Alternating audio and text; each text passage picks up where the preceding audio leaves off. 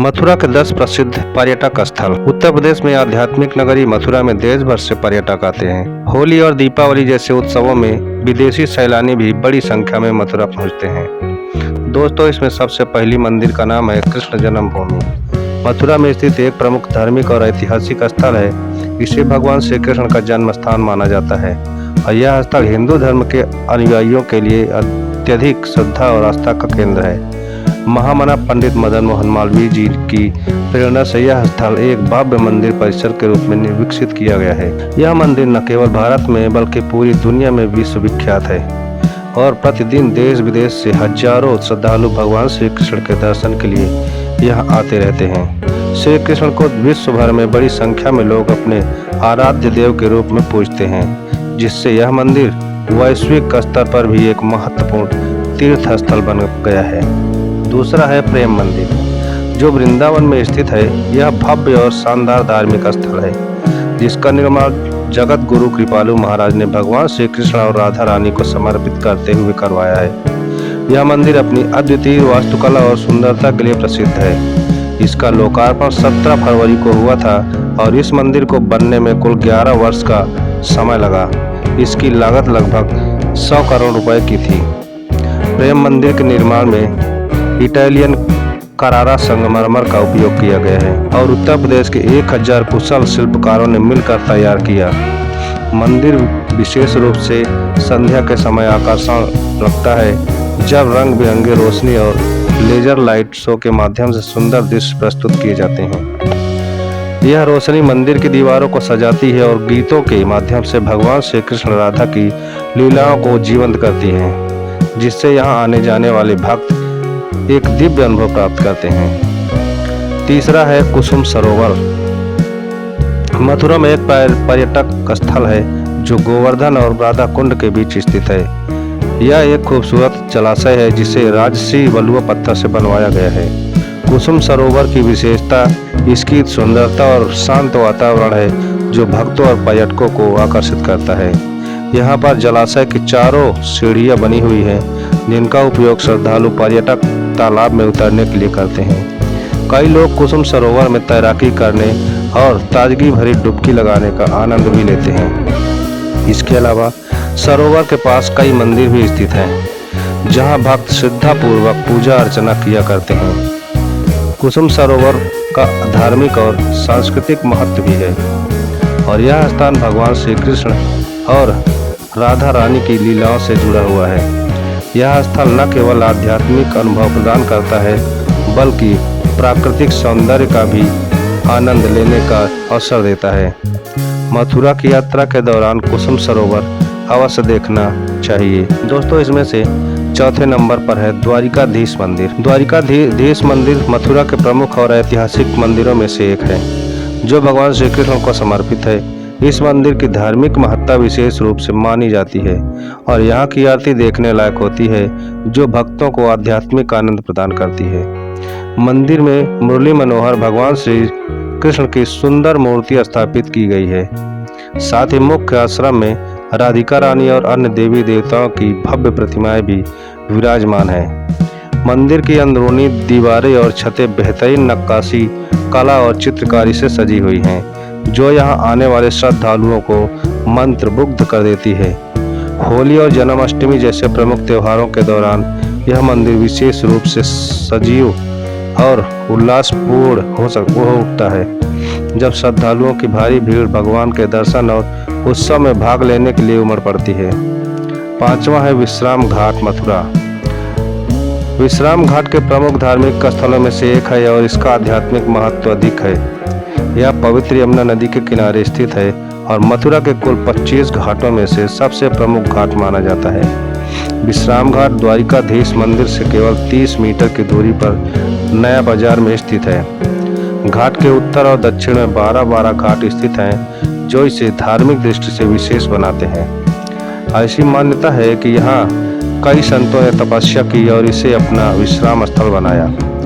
विश्राम घाट पर यमुना महारानी का एक सुंदर मंदिर भी स्थित है और यहाँ से ही यमुना महारानी जी की भव्य आरती की जाती है। संध्या के समय इस घाट का वातावरण विशेष रूप से आध्यात्मिक और मनमोहक हो जाता है। जब श्रद्धालु आरती में भाग लेते हैं और दीपों से यमुना के तट जगमगा उठते हैं। छठवां है इस्कॉन मंदिर। दोस्तों, इस्कॉन मंदिर वृंदावन में प्रेम मंदिर से थोड़ी ही दूरी पर स्थित है और अपने अद्वितीय वातावरण और आध्यात्मिक शांति के लिए प्रसिद्ध है। जैसे ही आप इस मंदिर के प्रांगण में प्रवेश करते हैं, आपको एक अद्भुत शांति और भक्ति की भावना का अनुभव होता है। यहाँ के भक्तिमय माहौल में हरे रामा हरे कृष्णा के मंत्रों का उच्चारण मन को भाव विभोर कर देता है और भक्तों को एक दिव्य अनुभूति प्रदान करता है। इस्कॉन मंदिर की एक खास विशेषता यह भी है कि यहाँ बड़ी संख्या में विदेशी श्रद्धालु भी आते रहते हैं। वे भक्ति गीतों में लीन होकर भजन गाते हैं और नृत्य करते हुए देखे जा सकते हैं, जो मंदिर के वातावरण को और भी जीवंत और उत्साहपूर्ण बना देते हैं। यह दृश्य इतना प्रेरणादायक होता है कि इसे देखकर आप खुद को भी भक्ति रस में डूबने से रोक नहीं पाएंगे। सातवां है कंस किला, जो यमुना नदी के किनारे स्थित है। यह ऐतिहासिक स्थल है जो खंडहर में तब्दील हो चुका है। इस किले का पुनर्निर्माण 16वीं सदी में अंबर के राजा मान सिंह द्वारा कराया गया था। बाद में जयपुर के महाराजा सवाई जय सिंह ने इस किले में ग्रह नक्षत्रों के अध्ययन के लिए एक वेधशाला भी बनवाई थी। हालांकि वर्तमान समय में वेधशाला के कोई अवशेष शेष नहीं है। किला बड़े क्षेत्र में फैला हुआ है और इसकी ऊंची दीवारें इसके गौरवशाली अतीत की कहानी बयां करती है। इसकी वास्तुकला हिंदू और इस्लामिक शैलियों का अद्भुत मिश्रण प्रस्तुत करती है, जो इसे सांस्कृतिक दृष्टि से भी महत्वपूर्ण बनाती है। कंस किला कई राजवंशों और शासकों के अधीन रहा है, जिससे इसकी संरचना और महत्व में समय समय पर बदलाव हुए। आज यह खंडहर के रूप में इतिहास प्रेमियों और पर्यटकों के लिए आकर्षण का केंद्र बना हुआ है, जो इसकी विरासत और स्थापत्य कला को निहारते आते हैं। आठवां है जय गुरुदेव आश्रम। जय गुरुदेव आश्रम मथुरा में आगरा दिल्ली राजमार्ग पर स्थित है। एक विशाल धार्मिक और आध्यात्मिक स्थल है। यह आश्रम लगभग 150 एकड़ भूमि में फैला हुआ है और संत बाबा जय गुरुदेव के अनुयायियों के लिए एक विशेष स्थान रखता है। बाबा जय गुरुदेव के अनुयायी न केवल भारत में बल्कि विदेशों में भी फैले हुए हैं और उनकी संख्या 20 करोड़ से अधिक मानी जाती है। इस आश्रम का दौरा किए बिना मथुरा की यात्रा अधूरी मानी जाती है। जय गुरुदेव आश्रम का एक ऐसा स्थान है जहां बाबा के अनुयायी, जिनमें अनपढ़ किसान से लेकर बुद्धिजीवी वर्ग तक शामिल हैं, नियमित रूप से आध्यात्मिक साधना और प्रवचनों में भाग लेते हैं। आश्रम से जुड़े जय गुरुदेव धर्म प्रचारक संस्था और ट्रस्ट व्यक्ति, समाज और राष्ट्र के सुधार के लिए कई कल्याणकारी योजनाएं संचालित करते हैं। आश्रम में शाकाहार को बढ़ावा दिया जाता है और गौ हत्या के खिलाफ जागरूकता फैलाने के लिए भी संदेश दिया जाता है। 9वें नंबर पे है गोवर्धन पर्वत। गोवर्धन पर्वत, जिसे गिरिराज जी के नाम से भी जाना जाता है, मथुरा के पास स्थित एक पवित्र स्थल है और ब्रजभूमि का अभिन्न हिस्सा है। यह पर्वत भगवान श्री कृष्ण के दिव्य लीलाओं से जुड़ा हुआ है।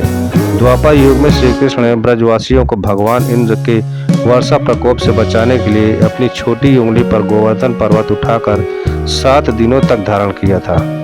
यह घटना भक्तों के लिए श्रद्धा और भक्ति का प्रतीक बन गई है। आज भी लाखों श्रद्धालु गोवर्धन पर्वत की परिक्रमा करने के लिए दूर दूर से आते हैं। यह 7 कोस की परिक्रमा लगभग 21 किलोमीटर लंबी है, जिसे भक्त पैदल या वाहनों की मदद से पूरा करते हैं। परिक्रमा मार्ग में कई महत्वपूर्ण धार्मिक स्थल आते हैं, जैसे अन्योर, राधा कुंड, कुसुम सरोवर, मानसी गंगा, गोविंद कुंड, पुंछरी का लोटा और दान घाटी।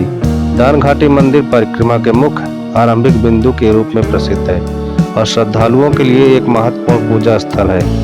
गोवर्धन पर्वत की परिक्रमा करते हुए भक्तों को गहरे आध्यात्मिक अनुभव की प्राप्ति होती है। 10वें नंबर पर है निधिवन। निधिवन, जो वृंदावन में स्थित है, एक अद्भुत और रहस्यमय स्थान है, जो आज भी श्रद्धालु और जिज्ञासुओं के लिए कौतूहल का विषय बना हुआ है। ऐसा माना जाता है कि यहाँ भगवान श्री कृष्ण, राधा रानी और गोपियाँ प्रतिदिन आधी रात को रास लीला रचाते हैं। यह लीला इतनी अलौकिक मानी जाती है कि अगर कोई भी व्यक्ति इसे देखने का प्रयास करता है तो वह अपने नेत्र ज्योति को खो बैठता है या उसका मानसिक संतुलन बिगड़ जाता है। इस कारण सूर्यास्त के बाद निधिवन में किसी भी व्यक्ति को रुकने की अनुमति नहीं है।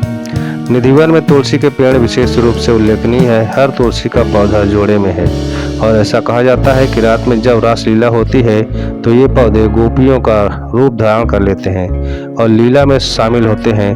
प्रातः होते ही ये गोपियां फिर से तुलसी के रूप में लौट आती हैं। इस अलौकिक रहस्य ने निधिवन को एक दिव्य और श्रद्धास्पद स्थल बना दिया है, जहां भक्त गहन भक्ति और अटूट विश्वास के साथ आते रहते हैं।